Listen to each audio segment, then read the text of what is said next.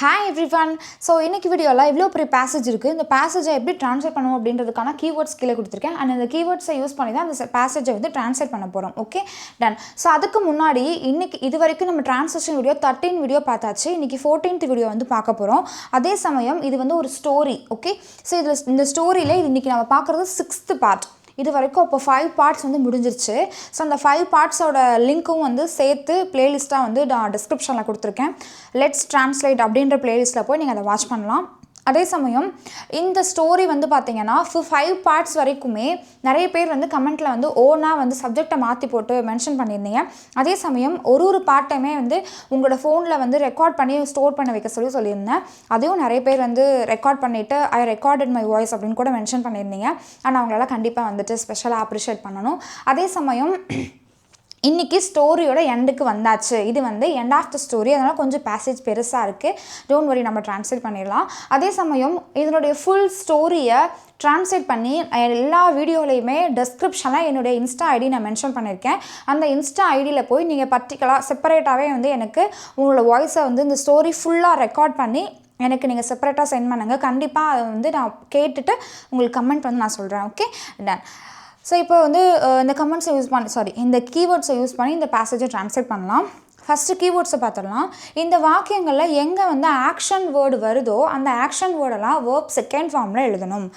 எந்த இடத்துல போதுமான அளவு அப்படின்னு வருதோ அந்த இடத்துல இனஃப் அப்படின்ற வேர்டு யூஸ் பண்ணணும். எந்த இடத்துல வாங்கியிருக்கலாம் அப்படின்னு சொல்லி வருதோ அந்த இடத்துல குட் ஹாவ் யூஸ் பண்ணி அதுக்கு பக்கத்தில் வேர்ப் தேர்ட் ஃபார்ம் யூஸ் பண்ணணும். வாங்கியிருக்கலாம், செய்திருக்கலாம் அப்படின்போது செய்திருக்கலாம், பண்ணியிருக்கலாம் அப்படின்னு சொல்லும் பொழுது இந்த குட் ஹாவ் யூஸ் பண்ணி வேர்ப் தேர்ட் ஃபார்ம் யூஸ் பண்ணுவோம். இங்கே வாங்கியிருக்கலாம் அப்படின்ற போது நம்ம இங்கே தேர்ட் ஃபார்ம் வந்து பையுடைய தேர்ட் ஃபார்ம் வந்து பாட். அப்போ குட் ஹாவ் பாட் அப்படின்னு சொல்லி யூஸ் பண்ணணும். அடுத்து இந்த வாக்கியங்களை எந்த இடத்துல இருந்தது அப்படின்னு சொல்லி வருதோ அந்த இடத்துல நம்ம ஹேட் யூஸ் பண்ணணும். அடுத்து இந்த வாக்கியங்களை எங்கெல்லாம் வாங்கவில்லை அப்படின்னு வருதோ அந்த இடத்துல டிடன்ட் பை அப்படின்னு யூஸ் பண்ணணும். ஆக்சுவலாக அது டிட் நாட் பை தான். நான் இங்கே வந்து அது ஷார்ட் ஃபார்மில் டிடன்ட் பைன்னு எழுதியிருக்கேன். இதை வந்து எப்படி நம்ம வந்து கேனாட்டை வந்து காண்ட், டு நாட் டோன்ட், டஸ் நாட்டை டசன்ட்னு சொல்கிறோமோ அது மாதிரி டிட் நாட்டை டிடன்ட் அப்படின்னு சொல்கிறோம். சரியா? அடுத்தது இந்த வாக்கியங்களை எந்த இடத்துலலாம் மகிழ்வித்தேன், ஸோ ஒருத்தரை வந்து நம்ம சந்தோஷப்படுத்துகிறேன் அப்படின்னு சொல்லும் பொழுது அந்த இடத்துல நம்ம மேக் யூஸ் பண்ணி ஹாப்பி அப்படின்ற வேர்டு யூஸ் பண்ணுவோம். அந்த மேக் அதுக்கும் ஹாப்பிக்கும் நடுவில் நீ யாரை மகிழ்விக்கணும்னு நீங்கள் நினைக்கிறீங்களோ அதை வந்து மென்ஷன் பண்ணணும். இப்போ எக்ஸாம்பிள், நான் அவரை மகிழ்வித்தேன் அப்படின்னு சொல்கிறேன் அப்படின்னா, மகிழ்விக்கிறேன் ப்ரெசண்ட்டில் சொல்கிறேன் அப்படின்னா அந்த இடத்துல நான் யாரை, அவரை, அப்போ அவரை அப்படின்ற போது ஹிம் யூஸ் பண்ணுவோம். அந்த இடத்துல ஹிம்னு மென்ஷன் பண்ணுவேன். இதே நான் ஒரு பொண்ணை சொல்கிறேன், நான் அவளை மகிழ்விக்கிறேன் அப்படின்னு சொல்கிறேன் அப்படின்னா அந்த இடத்துல நான் ஹேர் யூஸ் பண்ணுவேன். ஓகே, இன்கேஸ் அந்த இடத்துல நான் எல்லாரையுமே வந்து சந்தோஷப்படுத்தணும்னு நினைக்கிறேன் அப்படின்னு சொல்கிறேன் அப்படின்னா அப்போ எல்லாரையும் அப்படின்ற இடத்துல வந்து நான் எவ்ரி ஒன் அப்படின்னு யூஸ் பண்ணுவேன். மேக் எவ்ரி ஒன் ஹாப்பி அப்படின்னு சொல்லி யூஸ் பண்ணுவேன். இன்கேஸ் இது வந்து ப்ரெசன்ட் சுச்சுவேஷனுக்கு நம்ம மேக் யூஸ் பண்ணுறோம். இதுவே பாஸ்ட் சுச்சுவேஷன், நான் மகிழ்வித்தேன் அப்படின்னு சொல்கிறேன்னா அந்த இடத்துல மேக்குக்கு பதிலாக மேட் யூஸ் பண்ணுவோம். இது வந்து என்ன அப்படின்றத ட்ரான்ஸ்லேட் பண்ணும்பொழுது இன்னும் நான் டெப்த்தாக அதை சொல்கிறேன். அடுத்தது பாருங்கள், இந்த வாக்கியங்களை எங்கெல்லாம் வேண்டியதில்லை, செய்ய வேண்டியதில்லை, போக வேண்டியதில்லை அப்படின்னு வருதோ, அந்த வேண்டியதில்லைன்னு வருதோ அந்த இடத்துல ஷுட் நாட் பி அப்படின்னு சொல்லி யூஸ் பண்ணணும். அடுத்தது இந்த வாக்கியங்களை எங்கெல்லாம் ஒரு வில்லிங்னஸோட நான் செய்யணும், பண்ணணும், உன்னை நான் மகிழ்விக்கணும்னு நினச்சேன், அது வந்து ஒரு வில்லிங்னஸ் இல்லையா, அது உனக்கு பண்ணணும் அப்படின்றது ஒரு வில்லிங்னஸ்னால் விருப்பப்படுறது. ஓகே, ஸோ அந்த இடத்துல வந்து நம்ம என்ன பண்ணலாம்னா வாண்ட் அப்படின்ற வேர்டு யூஸ் பண்ணுவோம். அது ப்ரெசண்ட்டாக இருந்தால் வாண்ட், பாஸ்ட்டாக இருந்துச்சுன்னா வாண்டட் யூஸ் பண்ணணும். ஓகே ஓகே இப்போது ஏன்னா வாண்ட்டுடைய பாஸ்ட் ஃபார்ம் வந்து வாண்டட், வாண்டட். சரியா? ஸோ இப்போ ட்ரான்ஸ்லேட் பண்ணலாம். அவர் மிகவும் கவலை அடைந்தார் அப்படின்னு சொல்லியிருக்கு. அவர் அப்படின்றது யாரை குறிக்குது அப்படின்னா சேல்ஸ்மேனை குறிக்குது. சரியா? ஸோ அவர் வந்து எப்படி இருந்தார்னா ரொம்ப சேடாக இருந்தார். ஸோ இப்போது இந்த இடத்துல ஹீன்னு மென்ஷன் பண்ணியாச்சு.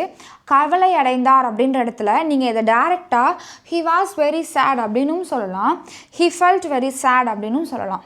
ஓகே, சோகமாக அவர் ஃபீல் பண்ணுறாரு. ஓகே, இப்போ அந்த இடத்துல வந்து ஃபீலுடைய செகண்ட் ஃபார்ம் என்ன அப்படின்னா ஃபெல்ட்.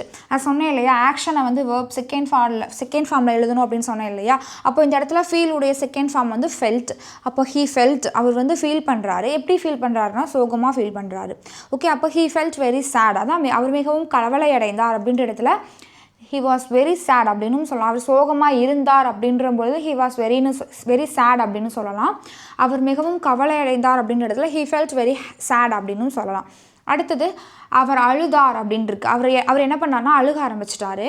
ஸோ அவர் அப்படின்ற இடத்துல நம்ம ஹீன்னு மென்ஷன் பண்ணிட்டோம். அழுதார் அப்படின்றது வந்து க்ரை, இங்கிலீஷில் க்ரைன்னு சொல்லுவோம். அப்போ அதனுடைய வேர்ப் செகண்ட் ஃபார்ம் என்ன? க்ரைடு. he cried.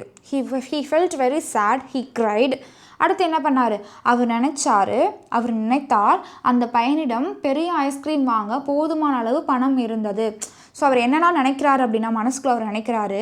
ஸோ இப்போ அவர் அப்படின்ற இடத்துல நம்ம என்ன யூஸ் பண்ணுறோம்? ஹீன்னு மென்ஷன் பண்ணிட்டோம். நினைத்தார் அப்படின்ற இடத்துல தாட் அப்படின்ற மென்ஷன் பண்ணியாச்சு.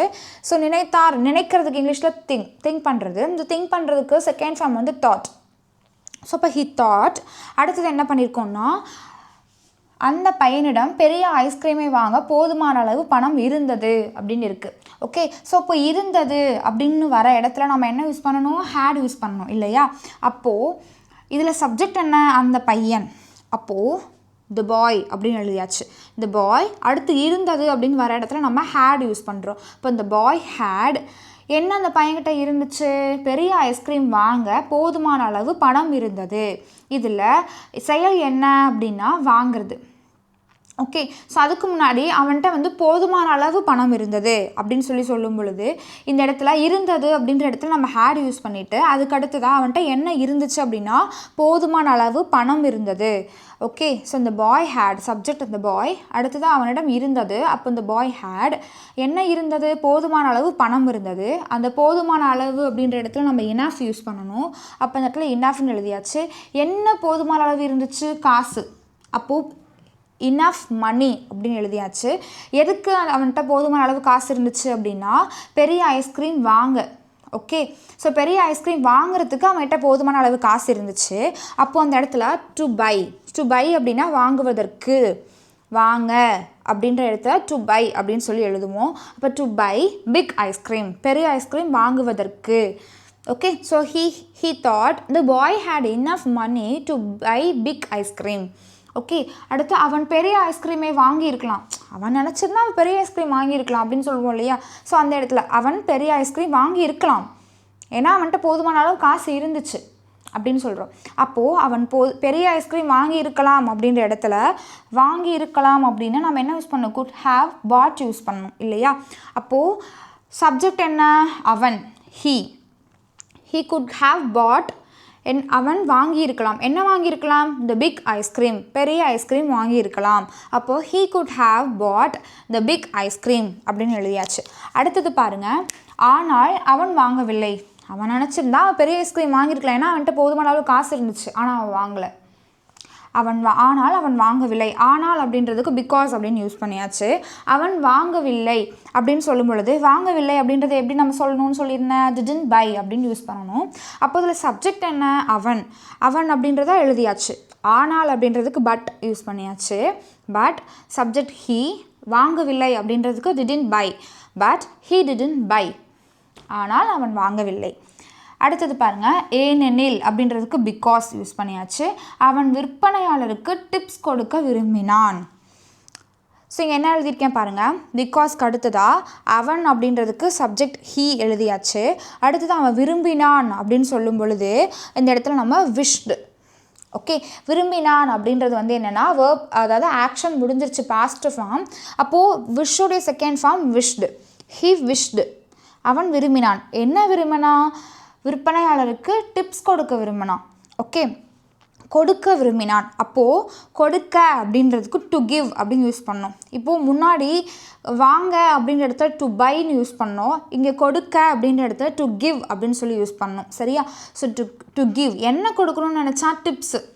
ஓகே, ஸோ அப்போது கிவ் டிப்ஸ் டு யாருக்கு கொடுக்கணும்னு நினச்சா டு த சேல்ஸ்மேன். ஓகே, இக்காக அப்படின்னா ஃபார் அப்படின்னு எழுதணும். அப்போ இக்கு அப்படின்ற இடத்துல நம்ம டு யூஸ் பண்ணணும். டு த சேல்ஸ்மேன் அப்படின்னா சேல்ஸ்மேனுக்கு, விற்பனையாளருக்கு அப்படின்ற போது டு த சேல்ஸ்மேன் அப்படின்னு எழுதியாச்சு. ஓகே, அப்போது because he wished to give tips to the salesman. ஈஸியாக இருக்குல்ல? அடுத்தது பாருங்கள், அவன் அவரை மகிழ்ச்சியாக்க எண்ணினான் அப்படின்னு இருக்கு. இங்கே பாருங்கள், அவன் அப்படின்ற இடத்துல நம்ம ஹீன்னு மென்ஷன் பண்ணிட்டோம். அடுத்ததாக மகிழ்ச்சியாக்க எண்ணினான் அப்படின்னு இருக்குது. இது வந்து அவனுடைய விருப்பம், அவனுடைய வில்லிங்னஸ் இல்லையா? ஸோ அப்போ இந்த இடத்துல அந்த வில்லிங்னஸ் வர இடத்துல நம்ம என்ன யூஸ் பண்ணணும்னு சொன்னேன்? வாண்ட் யூஸ் பண்ணணும்னு சொன்னேன். இது வந்து பாஸ்ட் ஆக்ஷன் இல்லையா? அப்போ நம்ம என்ன யூஸ் பண்ணணும்? வேர்ப் செகண்ட் ஃபார்ம் அப்படின்ற போது வாண்டட் அப்படின்னு யூஸ் பண்ணணும். சரியா? அப்போ ஹீக்கு பக்கத்தில் வாண்டட்னு எழுதியாச்சு. அவனுக்கு என்ன தேவை, என்னத்துக்கு ஆசைப்பட்டான் அப்படின்னா அவரை மகிழ்ச்சியாக்கணும் அப்படின்னு சொல்லி அவன் ஆசைப்பட்டான். அப்போது இந்த மாதிரி ஒருவரை மகிழ்ச்சியாக்கணும், மகிழ்விக்கணும் அப்படின்னா நான் என்ன யூஸ் பண்ணணும்னு சொன்னேன்? மேக் யூஸ் பண்ணி அப்புறம் யாரை அப்படின்றத எழுதி அடுத்து அந்த ஹாப்பின்ற வேர்டு யூஸ் பண்ணணும்னு சொன்னேன் இல்லையா? அப்போது இந்த இடத்துல மேக் அப்படின்ற வேர்டு எழுதியாச்சு. யார் அவன் மகிழ்விக்கணும்னு நினச்சான்? அவரைன்றது யாரை குறிக்குது? சேல்ஸ்மேனை குறிக்குது. அப்போது அந்த இடத்துல இங்கிலீஷில் ஹிம் அப்படின்னு சொல்லணும் இல்லையா? நான் சொன்னேன் இல்லையா? அவனை அப்படின்னா ஹிம் யூஸ் பண்ணுவோம், அவளை அப்படின்னா ஹெர் யூஸ் பண்ணுவோம். ஸோ அப்போ இந்த இடத்துல நம்ம ஹிம் யூஸ் பண்ணியாச்சுன்னா சேல்ஸ்மேனை குறிக்குது. So he wanted to make him happy. So மேக்னு எழுதியாச்சு. அடுத்தது யாரை அப்படின்ற இடத்துல ஹிம்னு மென்ஷன் பண்ணிட்டோம். அடுத்து இந்த ஹாப்பின்ற வேர்டு எழுதியாச்சு. So make him happy. He wanted to make him happy. அடுத்ததாக மாரல் என்ன அப்படின்னா இதனுடைய மையக்கருத்து, நீதி கருத்துன்னு சொல்லுவாங்க இல்லையா? அதுதான். சிலருடைய மாரல் என்ன அப்படின்னா நம்மிடம் உள்ளவற்றால் அனைவரையும் மகிழ்விப்போம் அப்படின்னு சொல்லியிருக்கு. ஸோ இதை எப்படி எழுதுவோம் அப்படின்னா மகிழ்விப்போம், அனைவரையும் மகிழ்விப்போம் அப்படின்னு இருக்கு. அப்போ நம்ம எடுத்தோன்னே என்ன பண்ணியாச்சு? மேக் யாரை மகிழ்விக்கணும்? எல்லாத்தையுமே. அப்போது everyone. Okay, so make everyone happy அப்படின்னு எழுதியாச்சு. அதே சமயம் அதுக்கடுத்து என்ன இருக்குது? நம்மிடம் உள்ளவற்றால் அப்படின்றத ட்ரான்ஸ்லேட் பண்ணணும். அப்போது வித் வாட் வி ஹாவ் அப்படின்னா நம்மிடம் இருக்கிறத வச்சு நம்ம எல்லாத்தையும் ஹாப்பி ஆக்கணும் அப்படின்ற போது வித் வாட் வி ஹாவ் அப்படின்னா நம்மள்ட்ட என்ன இருக்கோ அதை வச்சு அப்படின்னு அர்த்தம். சரியா? அப்போது make everyone happy with what we have, நம்மள்ட்ட என்ன இருக்கோ அதை வச்சு எல்லாத்தையும் சந்தோஷப்படுத்தணும் அப்படின்னு. அடுத்தது பாருங்கள், அது வந்து பெருசாக இருந்தாலோ இல்லை வந்து சிறந்ததாகவே இருக்க வேண்டியது அவசியம் இல்லை. அது பெருசாக இருக்கணும், சிறப்பாக இருக்கணும் அப்படின்ற அவசியம் இல்லை. நம்மள்ட்ட என்ன இருக்கோ அதை வச்சு நம்ம மற்றவங்களை சந்தோஷப்படுத்தினா போதும். அப்போ இந்த வாக்கியத்தை ட்ரான்ஸ்லேட் பண்ணலாம் பாருங்கள். அது அப்படின்ற இடத்துல நம்ம என்ன மென்ஷன் பண்ணியாச்சு? இட்டுன்னு மென்ஷன் பண்ணியாச்சு. வேண்டியதில்லை அப்படின்ற இடத்துல நம்ம என்ன யூஸ் பண்ணோம்? ஷுட் நாட் பி அப்படின்னு யூஸ் பண்ணோம். அப்போது இட் ஷுட் நாட் பி அப்படின்னு எழுதியாச்சு. அது என்னவா இருக்க வேண்டியதில்லை? பெருசாகவோ இல்லை சிறந்ததாகவோ இருக்க வேண்டிய அவசியம் இல்லை. அப்போ பெரியதாகவோ அப்படின்ற இடத்துல பிக்குன்னு எழுதியாச்சு. அண்ட் சிறந்ததாகவோ இருக்கணுன்ற அவசியம் இல்லை அப்படின்ற இடத்துல வேல்யூபிள் அப்படின்னு எழுதியாச்சு. ஓகே, ஸோ அப்போது it should not be big and valuable, அது பெரியதாகவோ இல்லை சிறந்ததாகவோ இருக்க வேண்டிய அவசியம் இல்லை அப்படின்னு எழுதியாச்சு. சரியா? அடுத்தது பாருங்கள், இங்கு அந்த பையன் 4 ரூபாய் மட்டும் டிப்ஸாக கொடுத்தான். அந்த பையன் என்ன பண்ணியிருக்கான்? 4 ரூபாய் மட்டும் அவனுக்கு டிப்ஸாக கொடுத்துருக்கான். அது சின்னதோ பெருசோ அவன் மீன் பண்ணல, பெருசாக எடுத்துக்கல. அப்போது அந்த சென்டென்ஸை பாருங்கள். இங்கு அப்படின்ற போது ஹியர்னு மென்ஷன் பண்ணிட்டோம். ஹியர் அந்த பையன் அப்படின்ற போது சப்ஜெக்ட் த பாய்னு எழுதியாச்சு. அந்த பையன் என்ன பண்ணான்? கொடுத்தான். 4 ரூபாய் டிப்ஸாக கொடுத்தான் அப்படின்ற போது அதோட இங்கிலீஷ் வேர்டு வந்து கிவ்வுடைய செகண்ட் ஃபார்ம் கேவ். த பாய் கேவ், கொடுத்தான். என்ன கொடுத்தான்? 4 ரூபாய் மட்டும் டிப்ஸாக கொடுத்தான். அப்போ 4 ரூபாய் மட்டும் அப்படின்ற போது ஒன்லி 4 rupees. அதை அவன் என்னவா கொடுத்தான்? டிப்ஸாக கொடுத்தான். அப்போ 4 rupees as tips. Okay, as டிப்ஸாக வந்து அவன் கொடுத்தான். அப்போது here the boy gave only 4 rupees as tips. அடுத்தது பாருங்கள், ஆனால் அந்த 4 ரூபாய் அந்த விற்பனையாளரை மகிழ்வித்தது. ஆனால் அப்படின்ற போது அந்த 4 ரூபாய் அப்படின்ற போது that 4 rupees என்ன பண்ணுச்சு? விற்பனையாளரை மகிழ்வித்தது அப்படின்னு இருக்கு. அப்போது மகிழ்விக்கணும், அது ப்ரெசண்ட்டாக இருந்துச்சுன்னா மேக் யூஸ் பண்ணணும், ஃபாஸ்ட்டாக இருந்துச்சுன்னா மேட் யூஸ் பண்ணணும். அப்போ இந்த இடத்துல மேட் என்ன யாரை மகிழ்விச்சிச்சு? சேல்ஸ்மேனை. அப்போது மேட் த சேல்ஸ்மேன். நான் இங்கே சொன்னேன் இல்லையா? ஸோ மேட், அதுக்கப்புறம் அது யாரை மகிழ்விக்குதோ அது நடுவில் எழுதணும், அடுத்தது ஹாப்பின்னு போடணும்னு. அப்போது மேட், அடுத்தது யாரை மகிழ்விச்சது? இது சேல்ஸ்மேன். அடுத்தது அந்த ஹாப்பின்ற வேர்டு எழுதியாச்சு. ஓகே, அவ்வளோதான், முடிஞ்சுது. ஸோ இப்போ இது உங்களுக்கு ஈஸியாக புரிஞ்சிருக்கும் நம்புறேன். ஒன்ஸ் ரீட் பண்ணி பார்க்கலாம். Okay, ton. ஸோ அவர் மிகவும் கவலை அடைந்தார். He felt very sad. அவர் அழுதார். He cried. அவர் நினைத்தார். He thought. அந்த பையனிடம் பெரிய ஐஸ்கிரீமை வாங்க போதுமான அளவு பணம் இருந்தது. The boy had enough money to buy big ice cream. So என் கூட சேர்ந்து நீங்களும் ரீட் பண்ணிக்கிட்டே வாங்க. அவன் பெரிய ஐஸ்கிரீமை வாங்கி இருக்கலாம். He could have bought the big ice cream. ஆனால் அவன் வாங்கவில்லை. But he didn't buy. ஏனெனில் அவன் விற்பனையாளருக்கு டிப்ஸ் கொடுக்க விரும்பினான். Because he wished to give tips to the salesman. Because he wished to give tips to the salesman. அடுத்தது அவன் அவரை மகிழ்ச்சியாக்க எண்ணினான். He wanted to make him happy.